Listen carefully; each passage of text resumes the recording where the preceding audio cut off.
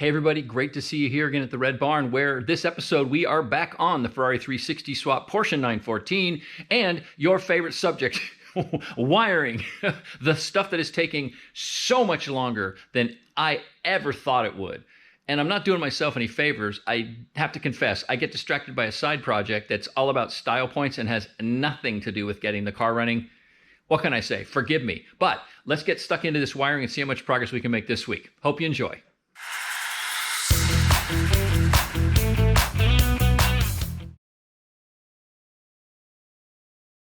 Well, as you learned last time, I messed up with my assumptions about how this high beam flash is going to need to work. And I had neglected, if you didn't see that detail, what I neglected to realize was that I don't need a separate circuit for the high beam flash.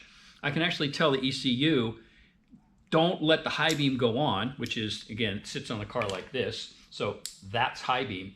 And I just have to program the ECU to say, the high beam can only go on if the headlight switch is on. But the high beam flash, it can flash anytime. Like the ignition has to be on and the high beam flash can be allowed. So I can solve it electronically through the ECU, not physically through the wiring. So now I am going to unsheath this lovely setup and redo the wiring for the third time. It is what it is.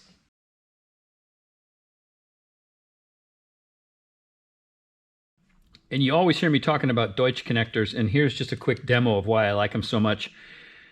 This one was fully pinned, and you can see the little green locking mechanism in there. This is actually the tool you need to remove it. It's just a little L-shaped puller, if you will. And there's a little gap in the piece, and you just get the little hook in there and pop it out. And that is the lock. That's the little wedge lock that holds the pins in place, well, the terminals. And I don't know if you can see down in there, but there's a little ledge. And if I take my other end of my screwdriver and just pull this, it's like a little clip. And if I just pull that clip out of the way and pop the wire out, you can see that the wire has, or the terminal has a little step in it, and that's what gets grabbed by that little clip.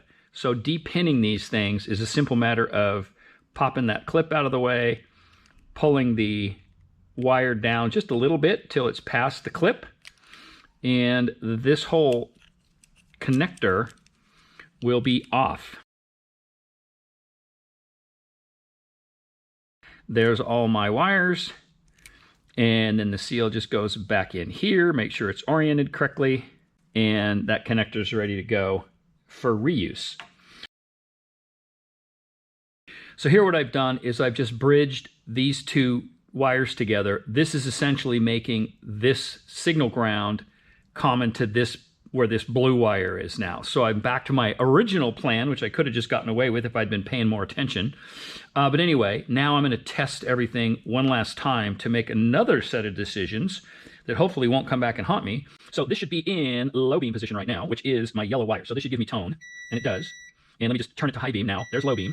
And so high beam is that, no tone. High beam should now give me a tone with my white wire, and it does. And now if I turn it back to low beam, it's off. But now with the white wire still in place, if I do high beam flash, what I want is I want the beep now. And I have it. So I've got the behavior that I want.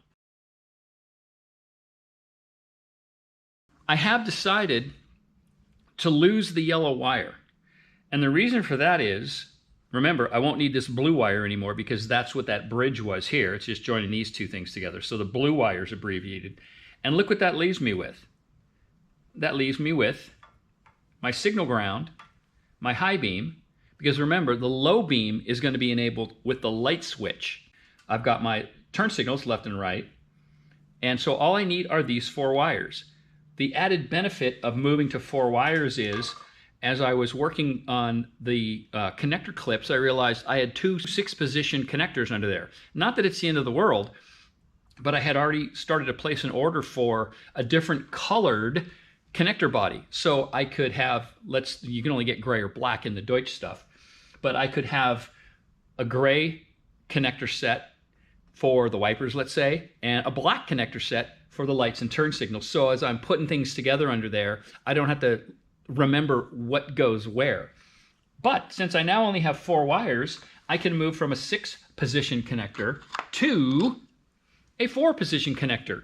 And the good news about that is they both have the same little clip capability. So now I'll have a 3-position for my ignition, 4-position for my headlights and turn signals, and a 6-position for my wipers. So there won't be any opportunity to screw that stuff up when I'm putting those connectors together under the dash. They'll only go together one way. So added benefit. Let me go ahead and rebuild this harness or this sub-harness and get this thing resheathed and ready to go back in the car.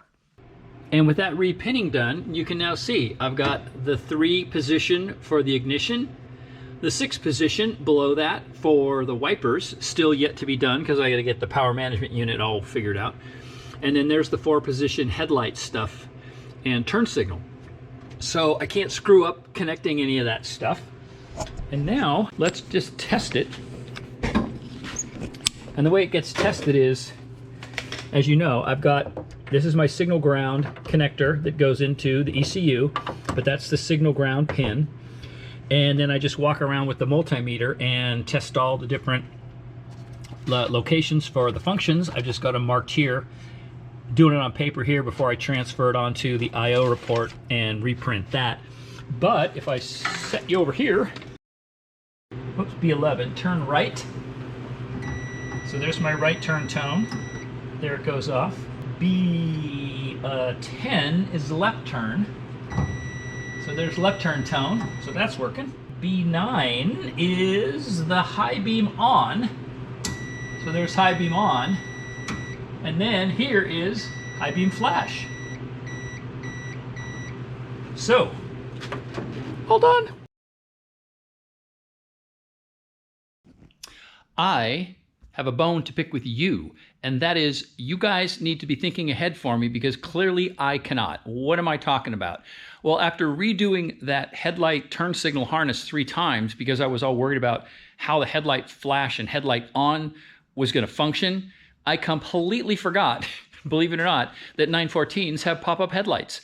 It's not that I forgot they have them, I forgot that all the worrying about when the high beam flash and high beam on was going to work and how it was going to work doesn't matter, because the only time I'll use high beam or high beam flash is when the headlights are up. And the only reason the headlights would be up is if they're on. So the idea of having the headlights turn off, having the headlights be off and do a high beam flash, that's impossible in a 914. Okay, it's not impossible, but essentially, those of you that aren't intimately familiar with 914s may not know this, but here's the LS car. It has been converted to the same 914-6 GT race manual headlight release mechanism.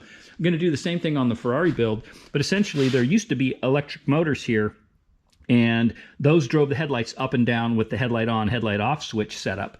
And what happens now is there's a cable operated system, cool little cable splitter, and I run mine to a little lever underneath the dash. But essentially, when you want to open the headlights, you pull that lever inside the car and it releases this catch, and these hydraulic struts push the headlight up. And this is, again, the 914-6 GT race car setup. That's where this originated.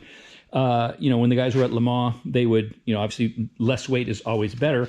So, there they are racing along, and it gets to be dark, and they pop up the headlights, and then the sun comes up, and they pull into the pits for refuel or whatever other reason, and the mechanics just reach over and fold the headlights down. So very analog, less weight, all that good stuff. But essentially, as I said, that means I don't need to worry about how the headlight flash and headlight on switch behaves, because it's only ever going to be used when the headlights are up and when that headlight switch is on. So again, you should have remembered that for me. Anyway, problem solved, and I don't even have to program. The only thing I had to program in the ECU was to say the high beam function only works once the headlights are turned on, and I'm done. So that was a bunch of drama, and it's over. So let's move on to some more electrical stuff. Very exciting product unboxing about to happen here. These are the Hella switches that I mentioned in a previous episode. And I have 3 of them. I'll show you how this is going to work in a second. But the exciting unboxing is almost complete. There it is. There's my switch. But what's very attractive about these for me is what you're about to see. They come with 3 different colored inserts. Where'd the other one go? It's in here somewhere. There it is. A green one, a red one, and a yellow one. Green for lights, red I'm going to use for hazard, and yellow for fogs. And I think that makes sense. And again, pretty simple switch. It's got a ground, a signal in. So for me, signal ground is going to go here. The signal for each switch is going to go here. And then this is a power in switch that lights up a little bulb that's inside each of these. So they'll illuminate. And, you know, simple on and off, which is all I need. Based on what the ECU can do. And so I've already gone ahead, and I haven't swapped this one out yet, but you can see with the dash out of the car, I'm toying with location. So obviously the ignition switch, headlights on and off, hazard, and the other option I've got is, well, I can play mix and match because I've got these holes already over here, right? So I could do, you know, I could do the fog light switch, or I could do lights and fogs and hazard, or I could do all 3 over here. So I got to determine aesthetically what I want and just sort of what kind of vibe I want on the dash. But I'm really happy with these so far. I'm assuming they're just, you know, they're going to work as advertised. There's not much to them on off, but super easy to wire. And so I'll make a little sub harness that will be, you know, signal ground that splits to each of these 3. Each signal wire obviously goes over there, but you can see how the dash is going to start to come together. And just to get a first impression, I tossed the dash top and the lower dash back on. And even though obviously, you know, it's going to be upholstered, it'll be a lot tidier, but I just wanted to kind of get the scale and see how things, you know, lower cover's not on here or anything, but that gives you the idea of how that all sort of lays out. So I think that's going to be, I think I am going to do the 2 on this side. I think it looks more complete. You know, there's going to be stuff in the middle of the dash anyway. Now that bigger second hole, that's for the cigarette lighter. So I could always reduce the size of that again if I decide I need another switch over there for some reason. So that doesn't have to be used. Obviously I can just upholster over it, but that gives you an idea of how this all starts to fit together. This would have dash vents in it if I went with the later dash. The early dash, like in the LS car, doesn't have those side vents. And obviously totally different kind of a vibe in here, but I do like that early look. And just to complicate matters, the hole for the pass-through for the vent hose, the line that runs and feeds the vent the air, has been welded shut in the past.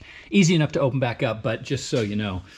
But anyway, there's kind of that's kind of how it's coming together. As easy as a digital dash would be in terms of you plug in the CAN connection and you have everything you need about engine function. All the sensors are automatically displayed. But for this build, I think analog is the way to go. So I have worked with a dude who has designed, working with him on the design of the gauges. He takes Porsche gauges and then he'll do anything you need to them within reason. So here's a picture of what I'm headed for, and you can see here I've inserted a quick look at a Ferrari 360 tack, and you can see 0 at 6 o'clock and then 10,000 RPM over there at 3. And at the 10,000 RPM tack was also part of the 914.6 GT instrument package. So a lot of guys doing 6 conversions that are trying to do GT replicas will get the 10,000 RPM tack, but it's a traditional, if you want to call it the traditional layout. And I want to at least give a nod to the Ferrari power plant by doing the Ferrari 6 o'clock to 3 o'clock RPM layout. But let's get back to the wiring that I know I have to do right now. And that wiring that I still have yet to do is going to be messier before it gets tidier. And kind of here's where I'm leaving it for this week. Most of the ECU stuff is routed up through the tunnel, and I've got it mostly routed to where I need to cut it over to the Deutsch connectors, and then I'll make sub harnesses from the switches and the other controls to tie to that. And then it's the power management unit stuff. And that consists of the big 25 amp stuff that you can see running there that run up to the fuel pump and the fans. I've got one spare of that. And then there's a handful of stuff that runs up to control things like the wipers, and there's some other functionality that goes up to the front of the car. That's what those power wires are for. So it's really been a question of finally determining where all this stuff's going to route through the chassis, and that's why nothing's sheathed. I'm not exactly sure how I'm going to do it, but this seems to be the leading contender, and that is a passage that comes through there and feeds a 25 amp to the fuel pump, and those two run through the firewall, gas tank firewall, and up into power the fans. This is all the wiper stuff and the fresh air and blower setup, and this is the fuel level sensor stuff. So I've got almost everything run up to the front of the car that I need to. That's things like turn signals, headlights, fog lights. There's a horn button in there somewhere, but mostly this is the wires, and now it's just a question of finalizing the routing and then working out the sizes of the pass-throughs so that I can be sure that once I put connectors on everything, I can extract the entire harness from the chassis, so when I go to paint the car, I can get it just back down to the bare shell, and I don't have to worry about, you know, trying to tape the wiring harness up or anything like that. I'm a big fan of making sure that all the harness stuff can come out completely out of the car, you know, for that reason, servicing and obviously for the paint work. And then, yeah, I did mount the duct control unit just to keep myself honest about how much clearance I really have and where I can put other connectors for sub harnesses to tie back to. And so, yeah, messy, but I promise you, when it needs to work, it's going to work. So yeah, again, tons of wiring. Is taking far longer than any of us expected. Yes, a complete waste of time that has nothing to do with getting the car running. But what I'm doing here, as you've heard me mention before, I don't like the fact that there are so many fasteners necessary for the coil packs because of the little adapter spacer plate that I have for those 370Z coils. So we're here with Martin at the secret undisclosed shop with the big boy toys on the mill. And I only need one boss for mounting the coil, and it's not in the position of any of these. So what we're going to do, this is a used valve cover that I got just for this purpose, and we are going to machine off these bosses as a first step and see what we're left with. Looks like we're going to have to do some welding on these to completely plug them up, but this is all just an experiment to see how this can be done, if it can be done. So let's get to milling.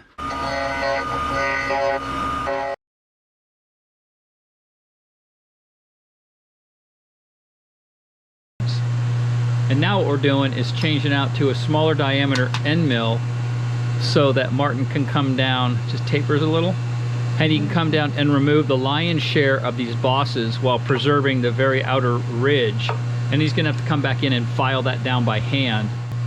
So, back to it.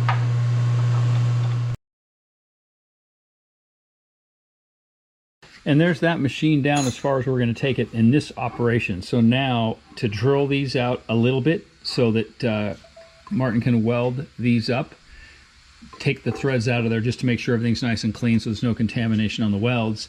And then he'll come back and deck this down to the same height as this under the powder coat for all these. And then we'll figure out where the positions are for the bosses. And we're going to have to make up some threaded inserts like this, sink them into the appropriate location till I can point the coils direction I want. But yeah, so step one done. Thank you very much. Psych, change of plan. We're back here at the Red Barn, and in talking with Martin, we decided not to weld all these up for fear of warping and just unneeded heat. And since these are going to get powder coated, what we're going to try is something a little different, and that is I sourced some aluminum M6, loose Allen heads, and I'm going to JB weld these things down in here, JB weld them, crank them all the way down there. And then we're going to come back and mill everything down to the surface, of just under this finish, get this thing dead flat with these in there and machine that right down. That is going to leave such a teeny little, I don't know if you want to call it a gap, but by the time this gets powder coated or painted, that should be invisible. And as I said, this is an experiment, so we're going to see how that goes. But anyway, I'm going to go ahead and JB weld these guys down in here. And then once that's dried and cured, it'll be back to the mill to knock this all the way down to the final level.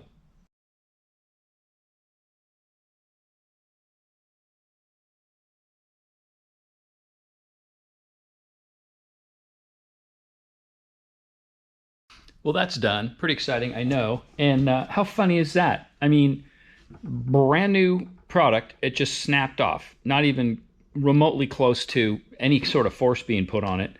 And then there was one in the box. Yeah, this one right here. It came that way.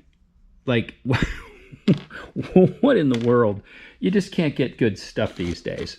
Anyway, so you can see the JB Weld is spooging out there at the top. So by the time that's all set up and dried, and we come back and machine that off right at that surface, and it still needs to be taken down a bit. That was the plan. We left a little bit of that bump up there. It'll be taken down to the raw surface of this, and then this little section right in this corner will be hand filed to match that radius. And then we got to figure out exactly where to put the boss that we want to have put in there. Those will have to be welded, I think. We measured this, it's about 1/8 of an inch thick. So I don't know if we can, do a threaded insert and maybe, bond it in there somehow, and then like just do a little tack weld maybe from the underside. I don't know, that still remains to be seen. But as a reminder, if I take you over here, you can see what I'm trying to eliminate. I just don't like all these different fasteners. So these will be gone, right? That's the whole point of what we're doing, is this whole section will be eliminated. This will be eliminated. And then the boss we put in will be tall enough that it's going to be hard to see, but I think you can see there's a little spacer right there that will be built into the appropriate location. So there will essentially only be just this little bit of a visible ring here. And I think that's going to tidy that all up. Is that a whole lot of work for a visual effect? Yes. And is it helping me get the car running? No. Am I doing it anyway? I absolutely am. But let's go ahead and get back on this wiring. Well, it's the old switcheroo and more decisions to make. A couple things. This is the hella switch that I just got, and I have the insert out. And the reason is, in looking into this insert is, I didn't really like them. They were okay, but they were very plain, and they were a little too bright colored, if you will. They just didn't look factory.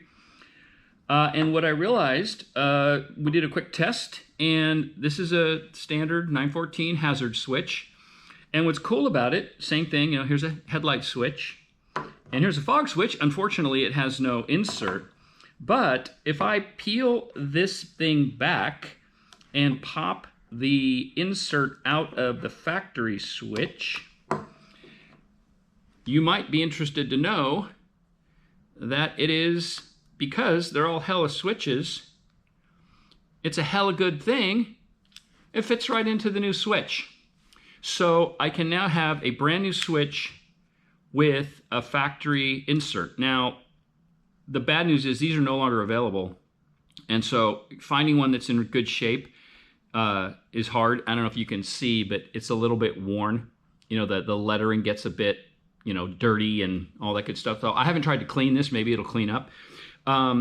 So I have an option of new switch, factory insert, or as I was looking at this, I realized because I am no power to my switches, remember, signal and signal ground, this expects to have 12 volts going through it. So what I realized was I can't put 12 volts to this to illuminate the light, because that would mean that 12 volts would find its way to a ground, and it would find its way to signal, and I can't have 12 volts going anywhere near that ECU through these circuits. Bad, bad, bad. So that either means I forego the illumination in these switches, and maybe I was trying to figure out, could I do some kind of little under the top of the dash return, kind of like LED thing that might illuminate the panel. I don't know. Or I look into all these magical connections and see if there's a way that I can have the switch function on a separate circuit than that little bulb in the factory switch. So that would be good for the hazard and the fog. You can see those are illuminated. But the light switch, of all things, I'm just going to pop this out real quick.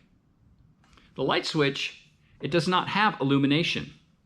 So I guess I could claim that I don't need to illuminate them because, the hazards would be blinking in the gauges. I'll talk about the gauges in a second. So I also think, look at this. It's a big, heavy, old, unnecessary stuff. Yeah, I think I might just use these with these inserts because I just think I might. But that's decisions I got to make. Back to the gauges. Those of you that follow all the videos on the channel would have seen that I whipped up this Speed Hut gauge panel for a buddy, and I actually bought two pieces of material and just made up a spare one because why not? And as I was looking around at, checking in on stuff on the Speed Hut site, they now make Porsche gauges. So back to what I said earlier about having customized VDO gauges done, using the factory gauges and redoing them. I now have another option, which is I run Speed Hut gauges, and I contacted Speed Hut, and they can customize them. They won't do quote unquote anything you want, but they'll do a lot. And so I have to get some artwork to them and say, this is what I want to do. Can you do it? But now I am a little bit on hold till I make a decision about what gauges I want to get. So it's always something, and it keeps getting in the way of me trying to start this engine. Anyway, so lots of good options though, so I'm happy about that. I'm going to call it for this week and say, as always, thanks for watching. Like, share, subscribe, tell all your friends, leave me a comment, and everybody have a safe and happy holiday season. We'll talk to you all again real soon. Bye-bye.